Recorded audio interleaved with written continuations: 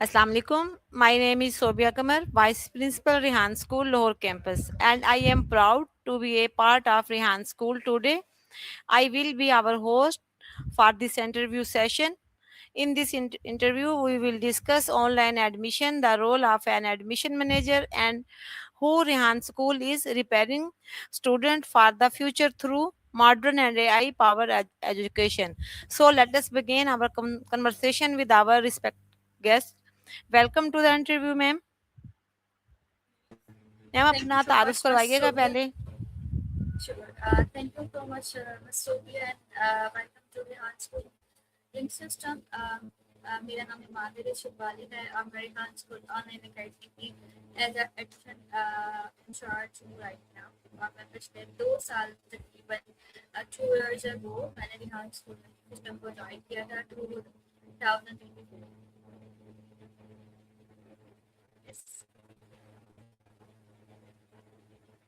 Your next question, please.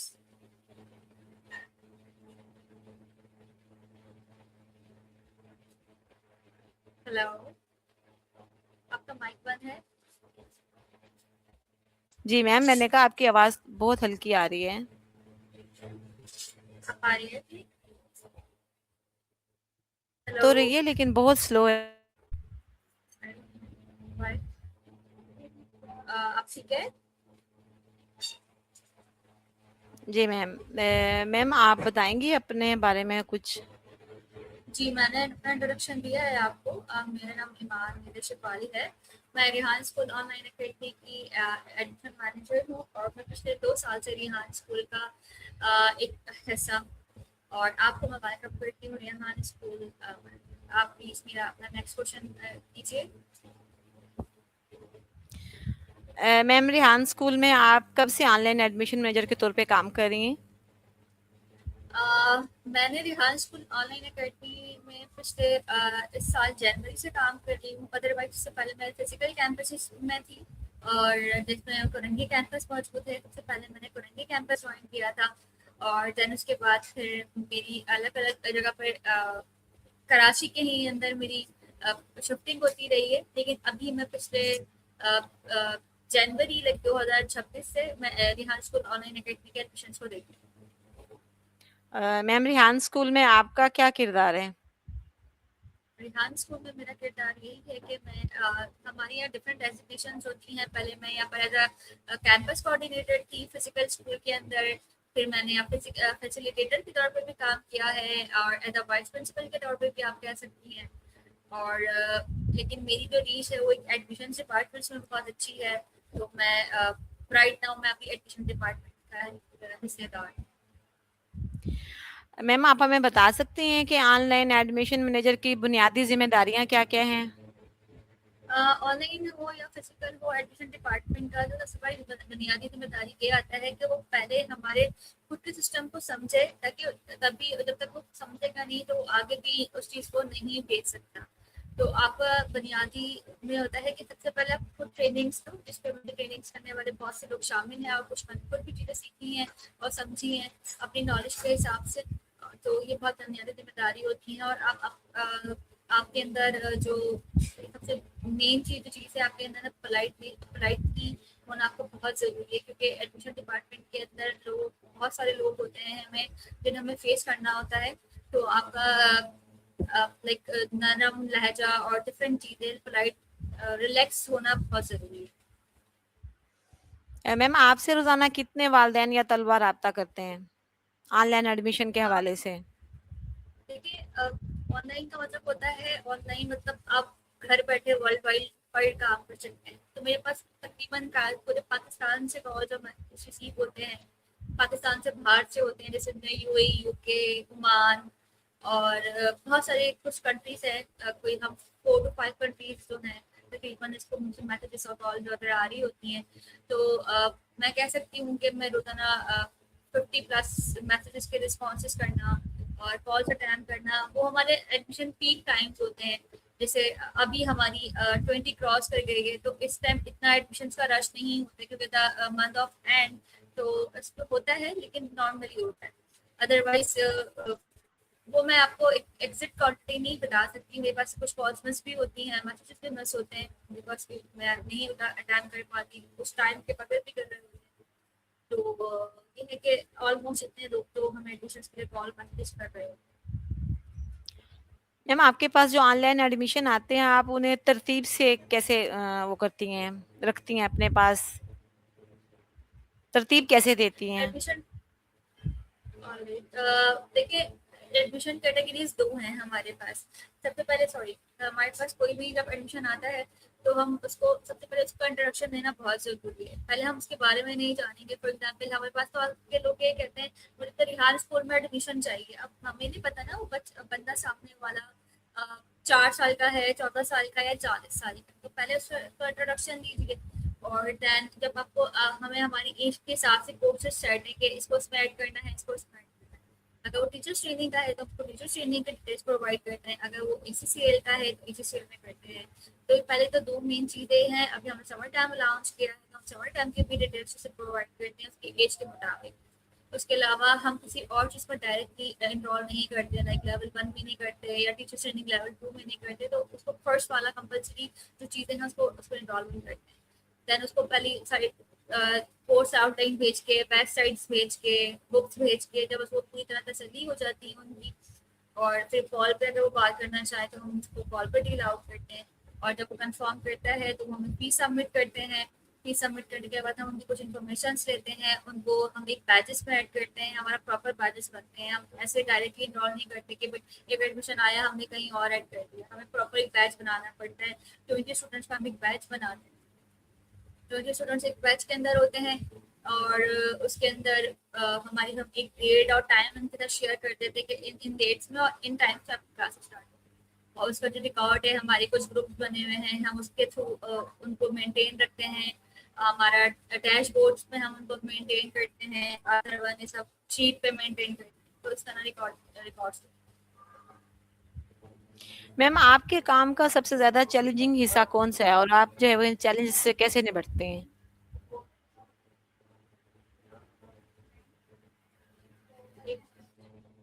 Ji please repeat करिएगा question.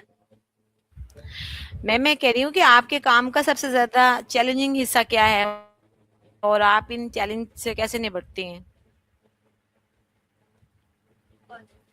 Challenging हिस्सा ये है कि लोगों का एकदम बहुत ज़्यादा रश होता है कॉलेज का। और अगर आपके पास क्योंकि और कोई साथ ना देने वाला हो, क्योंकि लाइक हम हमारे पास इंटर्न जरूर मौजूद होते हैं, लेकिन उनको भी एक ट्रेनिंग देना, फिर वो जैसे पता है वो एक बच्चे हैं, तो हम उन तो वो गाइड प्रॉपर तरीके से नहीं कर पाते, उन्हें थोड़ा टाइम लगता है। और जो सामने वाला एडमिशन लेने वाला बंदा है वो समझ जाता है कि कोई एक मैच्योर इंसान के सामने है या कोई बच्चा है, तो उनको डिफाइन करना इस चीज़ को बहुत एक चैलेंजिंग लगता है।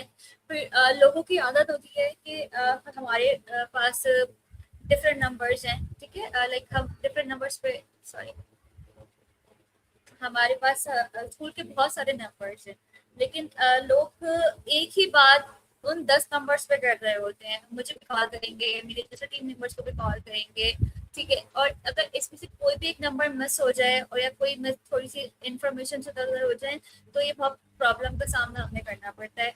और लोग बे टाइम कॉल करते हैं, जैसे हमारी अगर ऑफिशियल टाइम 9 to 5 है, 9 to 6 है, तो उसके अलावा मैं लोग रात में कॉल्स कर रहे होते हैं, मैसेजेस कर रहे होते हैं, जिसका हम रिस्पॉन्स नहीं कर पाते। तो ये हमारे लिए बहुत बड़ा चैलेंजिंग आता है प्रॉब्लम। और बहुत सारी चीज़ें कुछ हमारी भी हम कॉल मिस कर जाते हैं या मैसेजेस, तो वो गलत इम्पैक्ट पड़ता है हमारे लिए।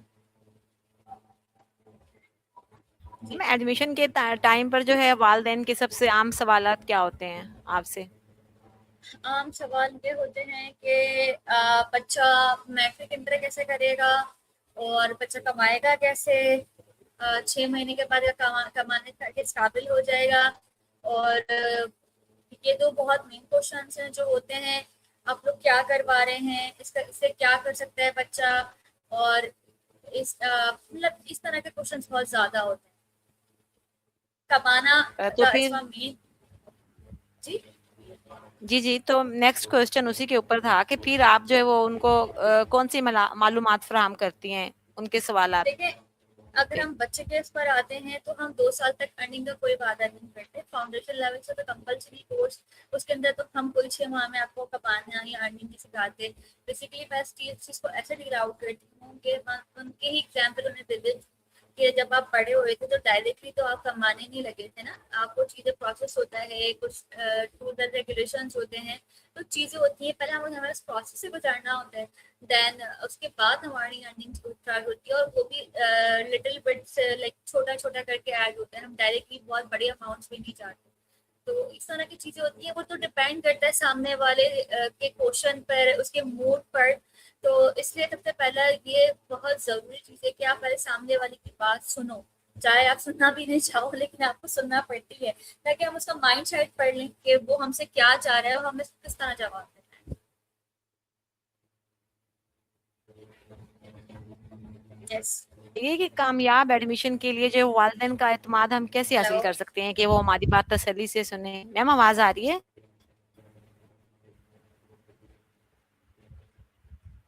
हेलो कामयाब। जी जी कहिए, रिपीट करेगा क्वेश्चन। हेलो। मैम, ये पूछ रही हूँ कि वालिदैन का एतमाद हम कैसे हासिल कर सकते हैं एक कामयाब एडमिशन के लिए? देखिए, कामयाब एजुकेशन के लिए जहाँ तक मैंने अब तक इस चीज़ को आजमाया है ना, आप पहले सामने वाले वालिदैन की बात लाजमी सुनो। अ, ठीक है, वालिदैन की बात लाजमी सुने।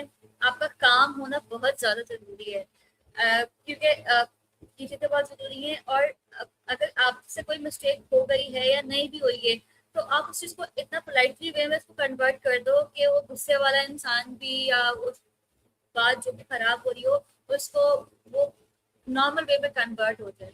तो ये चीज़ें होना बहुत ज़रूरी है। Like the main purpose of this admission के आपके अंदर सब्र और तहम्मुल होना बहुत ज़रूरी है, तो तभी आपका एडमिशन कामयाब रहता है। और उन पहले जब आप उनको इनका इंट्रोडक्शन लेते हैं ना, तो आप उनकी ही बातों में उन्हें समझा सकते हैं, और उन्हें ही उनकी बातों में लाइक डिटेल्स प्रोवाइड कर सकते हैं कि हम तो देखें, आपने भी तो ये किया है, आपका बच्चा इस तरह से उसमें काम है। तो ये बहुत सारे पॉइंट्स हैं जो हमें एडमिशन करते करते समझ में आते हैं, और आप बहुत सारी चीज़ें सीखते हैं। मैम, आपका क्या ख्याल है एआई जो है हमारे फ्यूचर की तालीम को किस तरह से तब्दील कर रही है? एआई फ्यूचर की तारीख बनी है, वो तो हमारी करंट सिचुएशंस को अभी तब्दील करके, अगर आप मैं अपनी आपकी बात करूँ, तो हमारा पहले इतना आसान नहीं था। हमने जो नॉर्मल एजुकेशन सिस्टम हासिल करी है, हम उसको इतनी ईजिली नहीं कर सकते थे। काम करने के लिए हमने 9 मैथड करा है, हमने इंट्रोडक्शन करा है, लेकिन वो हमारे लिए एक बहुत मुश्किल था। अब तो बहुत आसान हो गया है बच्चों के लिए पढ़ना, चीज़ें करना, बहुत ईजी है। इंसान, मुझे लगता है कि अगर उसकी एआई पे ग्रिप अच्छी है तो वो बहुत अच्छा काम कर सकते हैं, और ये लोगों के पास बहुत बड़ा एक अपॉर्चुनिटी है, तो लोगों को शायद समझ नहीं आ रही है कि उसको किस तरह यूज करें। हम ने मेहनत करते हुए इस दौर पे पहुंचे हैं, तो शायद अभी तक हमारे अंदर वो मेहनत करने वाली आदत मौजूद है, क्योंकि हमारा माइंड सेट वहाँ बना हुआ है। लेकिन जो आज की जनरेशन है, उनके पास तो बहुत ईजी और बहुत आसान ऑप्शन हैं इस चीज़ को आगे लेके जाने के लिए। यस। मैम, फिर आपको ये नहीं लगता कि हमारी जो है नौजवान नस्ल आसानी की आदी हो जाएगी इस तरह से एआई के साथ साथ? देखिए, वक्त के साथ चीज़ें मतलब चेंज जो होती है हमने ना, अगर लाइफ गुजारी है हमें हर तरह की। नहीं नहीं, देखिए जी मैम, वक्त के साथ बोलिए। चीज़ें चेंज होती हैं। अब फॉर एग्जाम्पल आपकी मदर होंगी, उन्होंने भी तो एक मुश्किल वक्त गुजारा होगा, आपके फादर ने, ठीक है, या आपके बड़े बहन भाई होंगे, या मेरे, मैं अपनी बात करती हूँ, तो वक्त के साथ हमें चेंजिंग को एक्सेप्ट करना चाहिए। तो जाहिर सी बात है, पहले हम कोई भी चीज क्रिएट, लाइक सिंपल, अगर हम दोनों एक खवातीन हैं, हमने किचन में हमारा लाजमी जाना होता है। पहले तो हम हमारी लाइक मदर्स, हमारी ग्रैंड मदर्स खाना पीस के पकाती थी, ठीक है, देन हम उसको कन्वर्ट करा, करते करते आज बहुत सारी जिद्दत आई है चीजों के अंदर, तो हमें जिद्दत को एक्सेप्ट करना चाहिए, क्योंकि जो लाइफ है वो बहुत मसरूफ है लोगों की। वक्त के साथ साथ चीजें इतनी चेंज आ गई हैं, आप घर के रहन सहन में आ गई है, तो हम अपनी एजुकेशन सिस्टम को क्यों हम नहीं चेंज कर सकते, हमें करना चाहिए। आप उन चीज़ों को समझो। हम, अगर हमने एजुकेशन सिस्टम जो हासिल करी है, आप मुझे बताइए खुद ही कि हमने उससे कोई फ़ायदा तो नहीं उठाया ना, जस्ट फॉर सर्टिफिकेशन हमने मैंने अपना ग्रेजुएशन 21-22 साल में कंप्लीट किया, उस पर हज़ारों रुपए लगाए, मेहनत भी करी, but I don't remember anything, मुझे कुछ भी याद नहीं उसमें से। अगर मुझसे आप पूछेंगे कि मेरा फर्स्ट ईयर में सब्जेक्ट कैंसिल था, तो मैं जब सोचूंगी पहले 5 मिनट, फिर मैं आपको बताऊंगी हाँ मैंने ये पढ़ा था, लेकिन मुझे कुछ याद नहीं। तो बेसिक चीज़ें आपको पढ़ना आना चाहिए, जो आई थिंक 5 क्लास तक आप पढ़ लेते हो। उसके बाद ये है कि आपको डिफरेंट चीज़ों में आ जाना चाहिए राज। मैम आपके ख्याल में जो है वो एक एडमिशन मैनेजर में खूबियाँ कौन-कौन सी होनी चाहिए? खूबियाँ support the humble like patience, और पेशेंस एंड पेशेंस। मुझे लगता है पेशेंस बहुत ज़रूरी है। अगर आपके पास पेशेंस रहेंगे तो आप बाकी सब चीज़ें भी कवर कर सकते पेरेंट्स के साथ कम्युनिकेशन के लिए आपका तरीकाकार क्या होता है? हैं। मैंने आपके साथ शेयर किया है कि पहले उनकी बात सुनी, अपना एक छोटा सा इंट्रोडक्शन करवाइए, जब भी आपके पास कॉल आती है फिर आप उनके बारे में पूछें, उनका नाम, उनकी डिटेल्स, पहले उनके, क्योंकि फौरन ही पेरेंट्स कॉल करके, कोई 100 में से कोई 2 लोग होते होंगे जो बस कहते हैं कि आप बताइए। पहले खुद के सवाल होते हैं कि हम तो रिहान भाई को पिछले 5 साल से फॉलो कर रहे हैं, हमने उनकी ये वीडियो देखी है, हमने तो ये देखा है, मैं अपने बच्चों को ऐसे करवाना चाहती हूँ, मैं ये खुद करना चाहता हूँ। तो पहले आप उनकी बात सुन लें और हमें समझ में आ जाएगा सामने वाला जो केस है, जो भी एडमिशन है, उनको हमें किस तरह डील है। तो ये खसूसियत है और पेरेंट्स को डील करने का तौर तरीका है। मैम आप अपनी कोई यादगार कामयाबी या तजुर्बा शेयर करेंगी हमारे साथ? यादगार पता नहीं, मुझे नहीं पता क्या करना चाहिए, लेकिन मुझे बहुत अच्छा लगता है कि मैं अपनी एफर्ट्स को प्रॉपर तरीके से मेंटेन करूँ और फिर मेहनत जो मैं करती हूँ उसके रिजल्ट ला कर। तो ये एक अचीवमेंट होती है लोगों की, और वक्त के साथ तो इंसान की डिमांड्स और चीज़ें चेंज होती रहती हैं। तो आई थिंक यही होता है। आपके ख्याल में रेहान स्कूल जो है वो दूसरे स्कूलों से जो है मुनफरिद क्यों है? है ही मुनफरिद, मेरे ख्याल से क्यों होगा, हम डिफरेंट चीज़ों पर काम कर रहे हैं। सभी हाल में एक बहुत बड़ा चैलेंज लिया है सिस्टम को थोड़ा बहुत चेंज करने में, कुछ ऐड करने में, क्योंकि शायद हम सबको ये चीज़ पता है, लेकिन हम कोई भी हिम्मत नहीं करते, क्योंकि हम एक चीज़ों से झगड़े। और मैं तो अप्रिशिएट करती हूँ सर रेहान, तो अप्रिसिएशन के है ही काबिल, लेकिन उनके साथ करने वाले टीम वाले लोग और वो स्टूडेंट्स और वो माँ बाप जिन्होंने इस रिस्क को एक्सेप्ट किया है, और वो इन्हीं स्टूडेंट्स की वजह से तो हमारा स्कूल आगे बढ़ रहा है कि स्टूडेंट्स ही नहीं समझेंगे, वो पेरेंट्स ही नहीं समझेंगे, तो हम ना मैं कुछ हूँ ना आप कुछ हूँ। और सर रेहान भी नहीं, पेरेंट्स का बहुत बड़ा किरदार है जिन्होंने इस चीज़ को अंडरस्टैंड किया और हमारे साथ इंडोर किया। यस, आपका माइक बंद। मैम आपकी जो है वो रेहान स्कूल के फ्यूचर को आप किस तरह से देखती हैं? आने वाले सालों में ये कहाँ तक जा सकता है? रेहान फ्यूचर के हिसाब से देखा जाए, क्योंकि अभी तो हम एक्सपेरिमेंट पे ही चल रहे हैं, और जहाँ तक मुझे लगता है कि इसकी कामयाबी के जो रास्ते हैं वो जरूर हैं, क्योंकि वक्त के साथ चीज़ें बहुत चेंज हुई हैं। अगर मैं आज से 2 साल पहले बात करूँ तो बहुत चीज़ें चेंज हुई, और अब बहुत ज़्यादा चीज़ें चेंज हुई हैं, अपडेट्स हुई हैं। तो मुझे अच्छा फ्यूचर नज़र आता है। मुझे लगता है कि हम टॉप ऑफ द लिस्ट नहीं, लेकिन टॉप स्कूलिंग सिस्टम्स में अपना नाम जरूर मेंशन करवाएंगे हमारे स्टूडेंट्स के थ्रू और हमारी टीम के थ्रू, जो एफर्ट्स कर रही हैं चीज़ों को समझने में और लोगों को समझाने, क्योंकि लोगों को समझाना इट्स नॉट इजी, और उसको यहाँ तक पहुँचाना भी आसान बात नहीं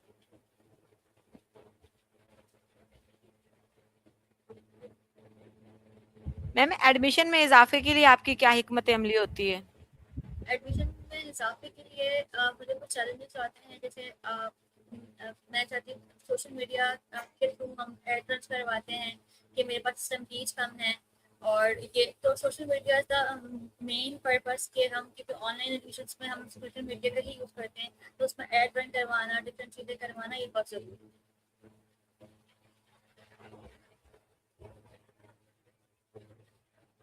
क्या पसंद है? जी, आपका सवाल माइक बंद था। मैम आपको अपने काम में सबसे ज़्यादा क्या पसंद है? क्या कौन-सा काम सबसे ज़्यादा ईज़ी लगता है?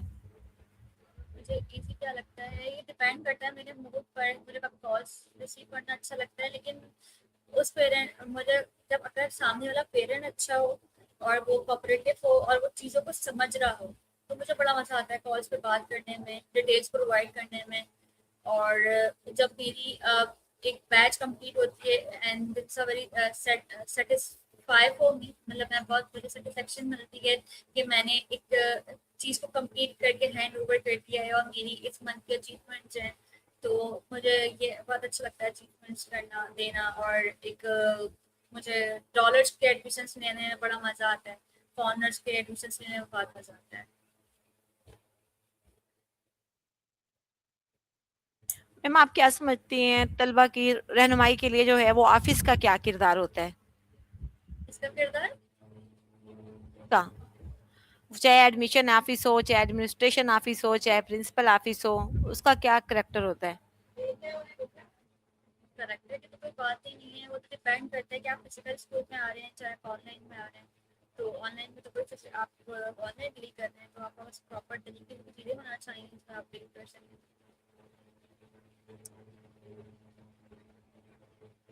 आपके ख्याल में जो है एक तालीमी इदारे के कामयाब होने की सबसे बड़ी वजह क्या होती है? तालीमी इदारे की के वजह मुझे लगता है कि आप अपने विजन पर डटे रहें। बहुत सारी चीज़ें आती हैं और आप लेकिन अपने अपना विजन को बरकरार रखना चाहिए। लाइक कंसिस्टेंसी जिसे कहते हैं वो रखना बहुत ज़रूरी है। और अगर खासतौर पर आप कोई डिफरेंट प्लेटफॉर्म पे डिफरेंट चीज़ों पे काम कर रहे हो तो उसमें तो बहुत ज़्यादा ज़रूरी है कि आपको लोग पत्थर भी मारेंगे, लोग आपको हिलाएंगे भी, पानी भी फेंकेंगे, लेकिन आपने अपने कदम को मजबूत रखना बहुत ज़रूरी होता है। और एक टीम वर्क करना बहुत ज़रूरी है, क्योंकि जब तक टीम नहीं होती है तो आपको आगे पीछे से सपोर्ट करने वाला भी नहीं होता है। मैम आप जो है वो न्यू स्टूडेंट्स को, पेरेंट्स को और ऑफिस स्टाफ को क्या पैगाम देना पसंद करेंगी? न्यू पेरेंट्स को और स्टाफ को मैं ये कहूँगी कि तो first of all welcome to Rihan schooling system, आपको खुशामदीद। और जो चीज़ें आपको सीखने को मिल रही हैं उसका फ़ायदा उठाइए। ज़रूरी नहीं है कि हम डायरेक्टली यहाँ पर हैं और हम यहाँ की बात सोचें, लेकिन हम डायरेक्ट रॉकेट पे नहीं सवार हो सकते। सब्र रखना बहुत ज़रूरी है, तो आप हर किसी को सब्र रखना चाहिए और वो उसको जरूर सकते हैं। तो patience is most important. Ma'am आपका बहुत बहुत शुक्रिया, आपसे बात करके बहुत अच्छा लगा। और मुझे सामीन अगर आप भी अपने बच्चों को फ्यूचर की तकाज़ों के मुताबिक तालीम दिलवाना चाहते हैं तो आज ही रिहान स्कूल से रब्ता करें और अपने बच्चों के दाखिलों को यकीनी बनवाएं। अल्लाह हाफिज़, thank you for watching. Welcome. अल्लाह हाफिज़। अल्लाह हाफिज़ मैम।